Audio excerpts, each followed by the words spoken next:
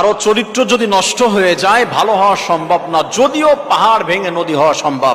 এটা আমার কথা নয়, বিশ্ব নবী মুহাম্মদুর রাসূলুল্লাহ সাল্লাল্লাহু আলাইহি ওয়াসাল্লাম জানিয়ে দিয়েছে, কোনো মানুষের যদি চরিত্রটা নষ্ট হয়ে যায় তাহলে কোনো অবস্থাতে আর কোনোদিন ভালো হবে না। মনে রাখবে, কোনো একটা নারী, কোনো একটা পুরুষ যদি একবার চরিত্রটা নষ্ট করে ফেলে আর কোনোদিন ফিরে আসবে না।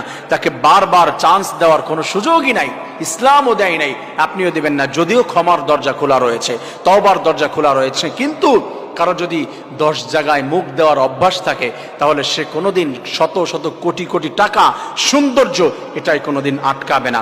কারণ হচ্ছে beautiful character can change your life. মানুষের সুন্দর চরিত্র জীবনটাই পরিবর্তন করে দিতে পারে।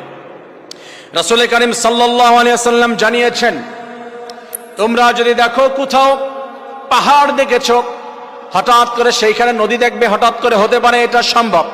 কিন্তু কোন একটা নারী, কোন একটা পুরুষ, তার চরিত্র নষ্ট হয়ে গিয়েছে, আর এই চরিত্রটা নষ্ট হয়ে যাওয়ার পরে প্রপারলি আবার যে সে ফিরে আসবে, ভালো হয়ে যাবে, এটা কোনো অবস্থাতেই সম্ভব হতে পারে না।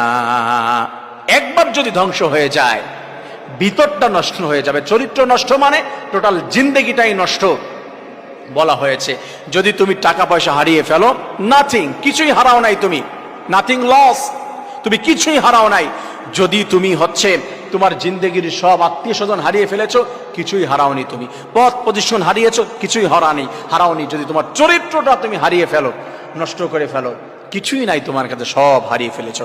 আমার প্রিয় ভাই বন্ধুরা, চরিত্রটা পরিবর্তন করতে হবে। একটা মানুষের চরিত্রটাই মূল, এটাই যদি নষ্ট হয়ে যায় তাকে আর সুযোগ দেওয়ার সুযোগ নাই। আল্লাহ তাআলা কি বলে দিয়েছে, যদি কোনো ছেলে, কোনো মেয়ে, ম্যারিড পারসন হয়, তারা যদি জিনা করে, জিনাকারিনী, তাদেরকে পৃথিবীর থেকে শাস্তি হলো পাথর মারতে মারতে তারপরে বিদায় দিয়ে দিতে হবে। এটা আল্লাহ তাআলা অ্যাকসেপ্ট করে নাই। কিন্তু কেউ যদি আবার তওবা করে, আল্লাহ তাআলার কাছে ফিরে আসে, রব্বুল আলামিন বলছে, তওবার দরজা 24টি ঘন্টা আমার কাছে খোলা আছে। কারো যদি চরিত্র নষ্ট হয়ে যায়, মন খারাপ করার এমন কিছু নাই যে আমি কি জাহান্নামী হয়ে যাব। আল্লাহ বলেছেন, লা তাকনাতু মির রাহমাতিল্লাহ, আমার রহমতের দরজা থেকে ফিরে যাবে না। মন খারাপ করো না, আমার রহমত দেখে নিরাশ হয় না বান্দা, আমার কাছে চাও, তওবা করো, আমি রব্বুল আলামিন তোমাকে ক্ষমা করে দেব। সুবহানাল্লাহ। Says your Lord, you call me, we respond to you. Qala rabbukum ud'uni astajib lakum. বান্দা তুমি আমাকে ডাক দাও, ডাক দিতে দেরি হয়, আমি আল্লাহ তাআলা ডাকের সাড়া দিয়ে সফল বানাতে দেরি করি না। আল্লাহ তাআলা আরো বলে দিয়েছেন, আতুবু ইলাল্লাহি জামিআন আইয়ুহাল মুমিনুনা লাআল্লাকুম তুফলিহুন। Repent to Allah that you might successful.